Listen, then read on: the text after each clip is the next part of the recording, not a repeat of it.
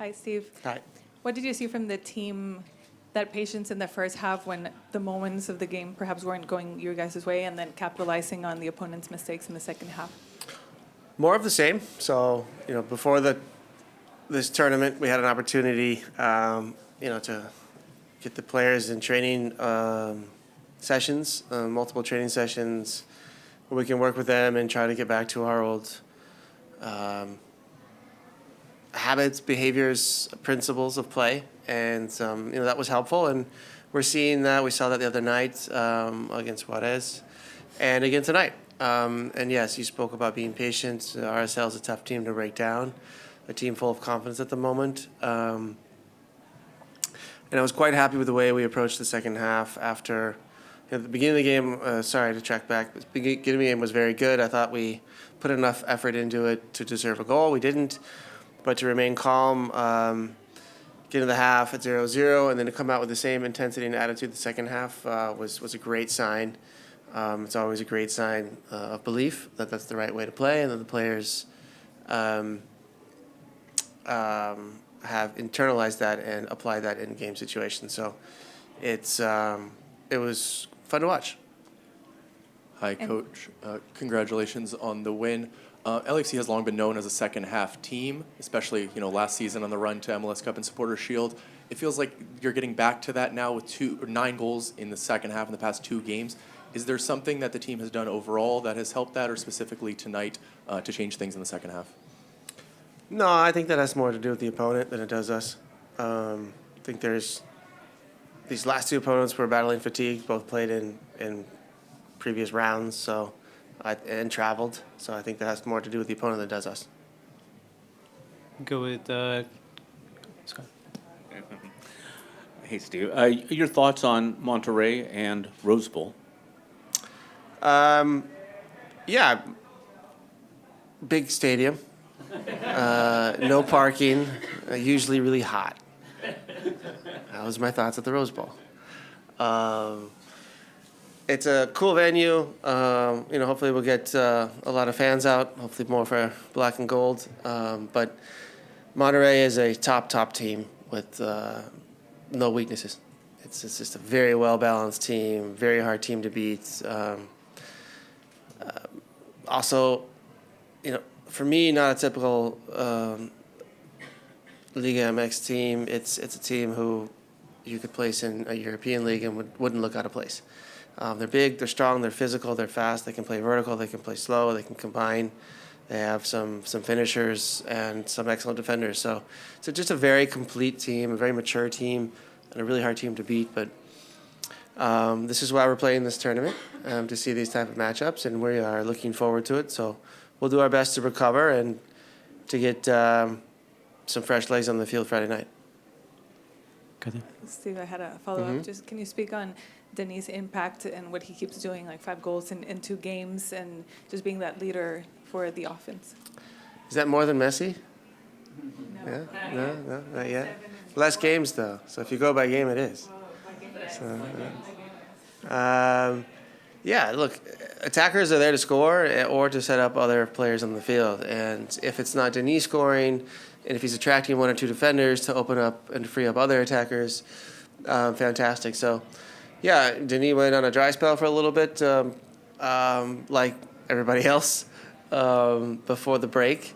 And it's nice to see that he's back, refreshed, scoring goals, and being effective for LAFC. And more important to me, I see him on a daily basis on the training pitch and in the games. He's got a smile on his face and he's enjoying the game again. And that's really important for a player like Denis and the rest of us as well. So, yeah, his impact is short-term fantastic, but also long-term for LAFC. And I'd love to clone him and put a couple more up on the field, but with our rules and regulations of this league, it's not possible. So that's why it's not possible. Yeah. It's the only reason. There's other Denis out there. Do you have any idea about Carlos' availability for Monterrey, and would you share it with us? And the kids, Ordaz and now Christoph scoring, just some thoughts on their performances as well. No, I don't have an update for you with Carlos. We'll do our best to give you more information on a day-to-day basis. But he wasn't available tonight, and so I'll hopefully can give you better news tomorrow or on Thursday. But we just don't know. So anything further than that would be a lie. So yeah, Nathan had a good game tonight. Was energetic, got a goal, which is always good. Had bright moments, but also moments where you can see he's really young and still needs work. Everybody can see the moments where there's a lot of potential there, and we'll continue to work with Nathan and hopefully get him more minutes. The further you get on the tournament, the more difficult it will become, but he has a bright future. And Philip has had a good start with us, been a couple of days in training, and to get a goal on his debut is excellent. I think what you're going to see out of Philip is technically a very, very proficient player and consistent player at that age, which is not common. He doesn't make very many mistakes in the ball. He has a fantastic strike and pass, and we saw a glimpse of it tonight.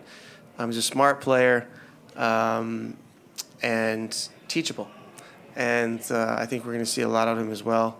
But it's really important for players when they do get their debuts or the first couple of games to have a positive moment, and he did tonight. So it really gives us a path to integrate him in the squad and to make him even better. Next question. Coach, you had mentioned it was more the other team than us in the second half.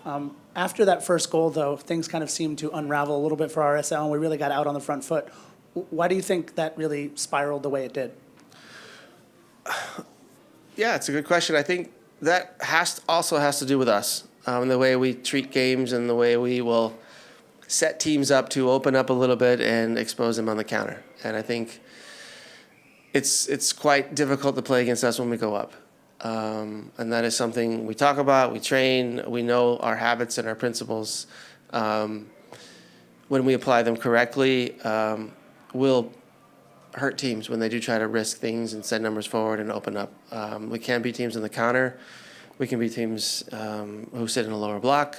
So yeah, when teams do start pressing and start stepping up, they leave themselves open, and we have the tools to break that down. So it's a little bit of both, to answer your question. And it's certainly something, it would be normal and for the guys and psychologically easy to sit back and just kind of let the game end 2-0. It's kind of over then. But this team doesn't know how to slow down, which is great, and it's fun to watch, and that's something that we instill in the players on a daily basis. Let's quickly go to Zoom and take one question from John Lupo.